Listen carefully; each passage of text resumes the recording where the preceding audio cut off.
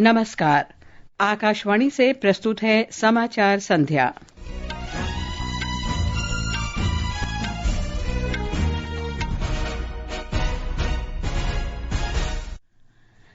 प्रधानमंत्री नरेंद्र मोदी ने कहा, भारत अंतरिक्ष विमानन क्षेत्र में वैश्विक नेता के रूप में उभर रहा है। श्री मोदी ने नई दिल्ली विश्व वायु परिवहन संघ के शिखर सम्मेलन को संबोधित किया। भारत और पैराग्वे स्वच्छ ऊर्जा, हरित हाइड्रोजन और जैव ईंधन सहित कई क्षेत्रों में संबंधों को और मजबूत करेंगे। केंद्र ने देश में इलेक्ट्रिक यात्री कार के विनिर्माण को प्रोत्साहित करने के लिए दिशा निर्देशों की अधिसूचना जारी की। पूर्वोत्तर राज्यों में तेज बारिश से सामान्य जनजीवन प्रभावित, राहत और बचाव अभियान जारी। रूस यूक्रेन शांति वार्ता का दूसरा दौर इस्तांबुल में संपन्न, दोनों पक्ष कैदियों की अदला बदली के संभावित अवसरों की तलाश करेंगे। स्वतंत्र उम्मीदवार करोल नवरोकी ने पोलैंड के राष्ट्रपति पद के चुनाव में जीत हासिल की। और अंतर्राष्ट्रीय क्रिकेट परिषद ने भारत और श्रीलंका में खेले जाने वाले महिला एक दिवसीय क्रिकेट विश्व कप के कार्यक्रम की घोषणा की।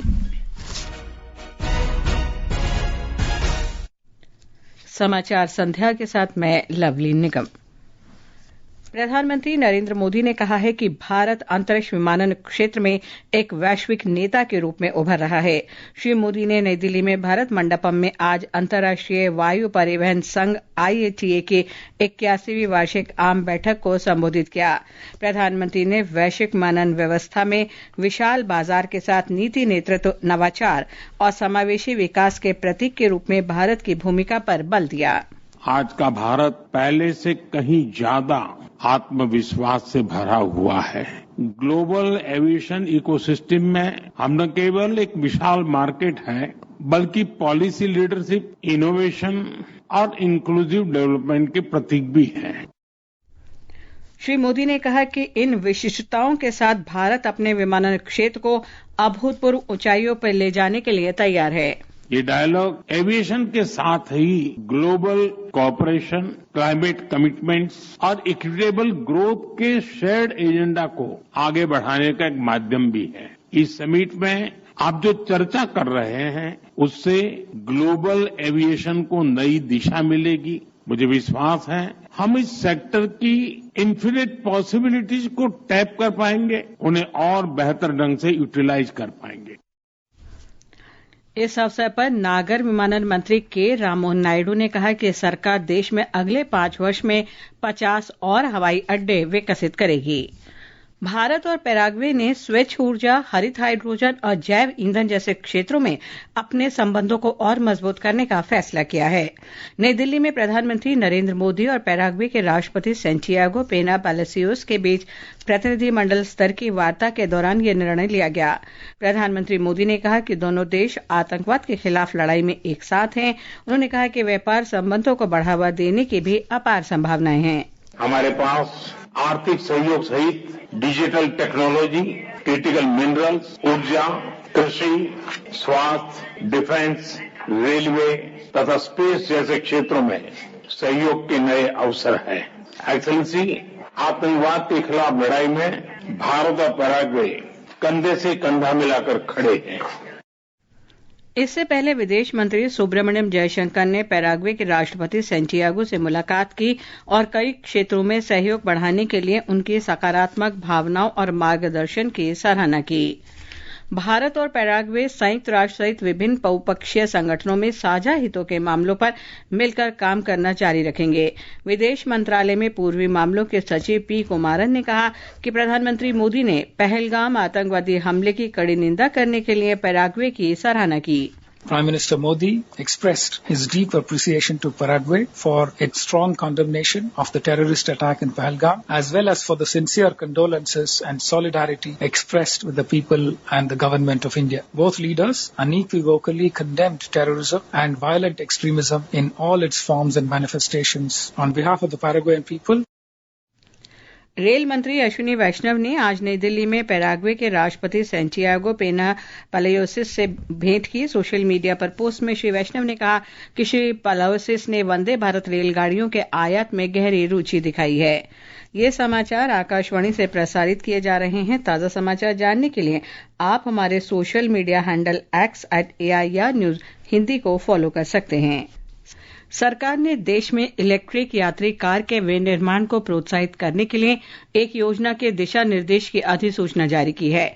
भारी उद्योग मंत्री HD कुमारस्वामी ने आज नई दिल्ली में मीडिया से बातचीत में इसकी जानकारी दी। एक रिपोर्ट।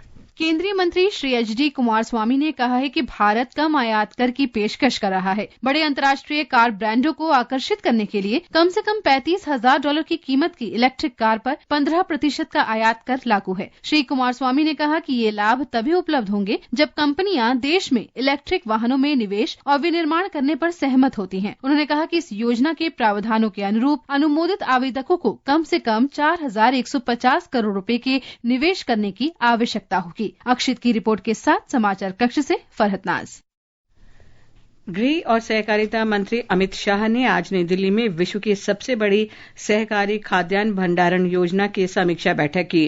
श्री शाह ने कहा कि खाद्यान्न भंडारण योजना प्रधानमंत्री नरेंद्र मोदी के सहकार से समृद्धि का सपना साकार करने की दिशा में बड़ा प्रयास है। कृषि और किसान कल्याण मंत्री शिवराज सिंह चौहान ने कहा है कि केंद्र देश की खाद्य सुरक्षा के साथ साथ किसानों की खुशहाली सुनिश्चित करने के लिए भी प्रतिबद्ध है।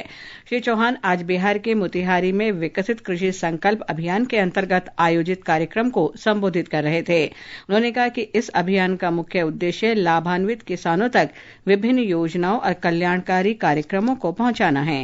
ये विकसित कृषि संकल्प अभियान खेती, किसानी और किसानों की जिंदगी बदलने का प्रयास। संकल्प है विकसित भारत के निर्माण का प्रधानमंत्री जी का। उसके लिए विकसित खेती और समृद्ध किसान। बिहार में कई काम हो रहे हैं और इसलिए पूरे देश में बिहार सहित हमारे वैज्ञानिक निकले और ये 10-15 गाँव के बीच में एक गाँव में जा रहे हैं और समस्याएं हैं तो उनका समाधान क्या, रिसर्च क्या होना चाहिए, ऐसे सुझाव पर भी हम लोग काम करेंगे।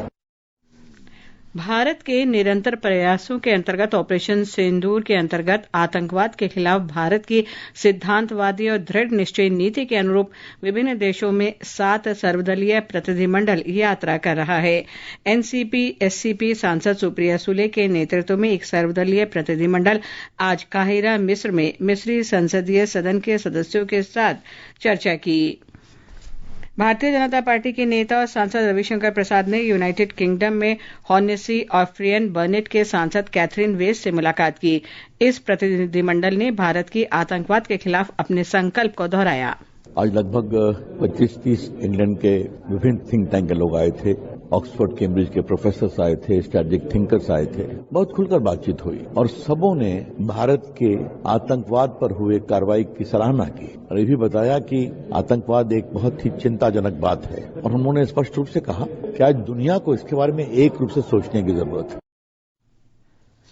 ऑपरेशन सिंदूर की सफलता के उत्सव के बीच राष्ट्र भारतीय सैनिकों की वीरता को नमन कर रहा है। सशस्त्र बलों के शौर्य की स्मृति में आकाशवाणी समाचार विशेष श्रृंखला का प्रसारण कर रहा है। आज इस कड़ी में हम परमवीर चक्र से सम्मानित कंपनी हवलदार मेजर पीरू सिंह का स्मरण कर रहे हैं। 1918 में राजस्थान में जन्मे कंपनी हवलदार मेजर पीरू सिंह 1936 में 6 राजपुताना राइफल्स में भर्ती हुए। जुलाई 1948 में जम्मू कश्मीर के टिथवाल सेक्टर में एक सैन्य अभियान के दौरान उनकी कंपनी को दुश्मन द्वारा मजबूत तरीके से सुरक्षित एक पहाड़ी चोटी पर नियंत्रण करने का जिम्मा सौंपा गया। कंपनी हवलदार मेजर पीरू सिंह संकरे रास्ते से आगे बढ़ रहे थे, तभी उनकी टुकड़ी को दुश्मन की भारी गोलाबारी का सामना करना पड़ा, जिससे उनकी टुकड़ी को बड़ा नुकसान पहुंचा। जब उनके अधिकांश साथी या तो शहीद हो चुके थे या घायल हो गए थे, तब कंपनी हवलदार मेजर पीरू सिंह अकेले ही दुश्मनों के खिलाफ डटे रहे। ग्रेनेड के छर्रे लगने से घायल होने के बावजूद उन्होंने अपनी स्टेन गन से दुश्मन की मीडियम मशीन गन टीम को तबाह कर उस मोर्चे पर कब्जा किया। खून से लथपथ हो जाने के बावजूद भी उन्होंने दुश्मन पर लगातार हमला जारी रखा। जब उनकी गोलियां खत्म हो गईं, तो उन्होंने ग्रेनेड फेंके और और एक खाई से दूसरी खाई में जाकर दुश्मन सैनिकों को संगीन से मार गिराया। लगातार दुश्मन को मुंह तोड़ जवाब दे रहे कंपनी हवलदार मेजर पीरू सिंह जब दुश्मन की एक अन्य चौकी पर हमला कर रहे थे तभी उनके सिर में गोली लग गई, लेकिन अंतिम क्षणों में भी उन्होंने एक ग्रेनेड दुश्मन की खाई में फेंक दिया। कंपनी हवलदार मेजर पीरू सिंह का यह अद्वितीय साहस और अटूट संकल्प वीरता की एक मिसाल बना और उन्हें मरणोपरांत परमवीर चक्र से सम्मानित किया गया। सकलैन अख्तर, आकाशवाणी समाचार, दिल्ली। पूर्वोत्तर राज्यों में तेज बारिश से सामान्य जनजीवन प्रभावित हुआ है। राहत और बचाव अभियान जारी है।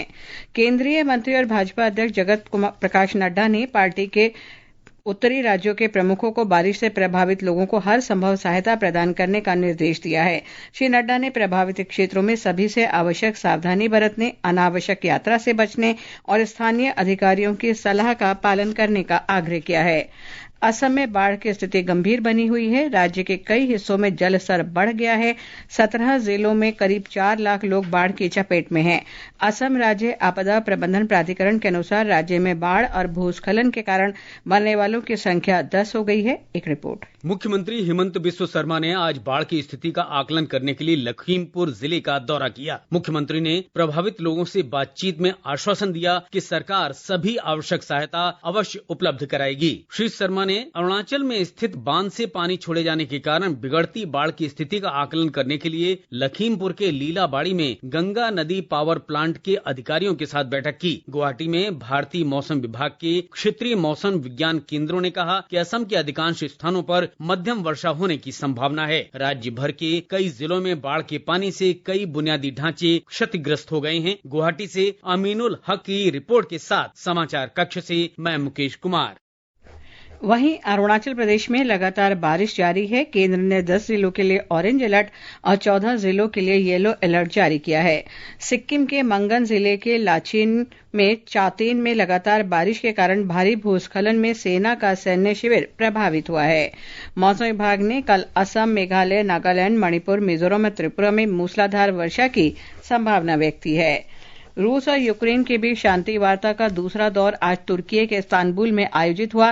तुर्की के विदेश मंत्री हकन फिदान ने कहा कि बैठक का उद्देश्य युद्ध विराम के लिए स्थितियों का मूल्यांकन करना, रूसी और यूक्रेनी राष्ट्रपतियों के बीच संभावित बैठक पर चर्चा करना तथा कैदियों की अदला बदली के संभावित अवसरों की तलाश करना है। पोलैंड में विपक्षी लॉ एंड जस्टिस पार्टी द्वारा समर्थित एक स्वतंत्र उम्मीदवार करोल नवरोक्की ने पोलैंड के राष्ट्रपति पद के लिए हुए दूसरे दौर के चुनाव में जीत दर्ज की। चुनाव आयोग के अनुसार नवरोक्की को लगभग 51% वोट मिले हैं। प्रधानमंत्री नरेंद्र मोदी ने नॉर्वे शतरंज 2025 की छठी बाजी में मैग्नस कार्लसन के खिलाफ जीत हासिल करने वाले शतरंज खिलाड़ी डी गुकेश को बधाई दी है। दुबई में अंतर्राष्ट्रीय क्रिकेट परिषद ने आज महिला एक दिवसीय क्रिकेट विश्व कप के कार्यक्रम की घोषणा कर दी है। ये टूर्नामेंट भारत और श्रीलंका में इस साल 30 सितंबर से 2 नवंबर के बीच खेला जाएगा। इसमें कोलंबो को तटस्थ अतिरिक्त स्थान के रूप में जोड़ा गया है।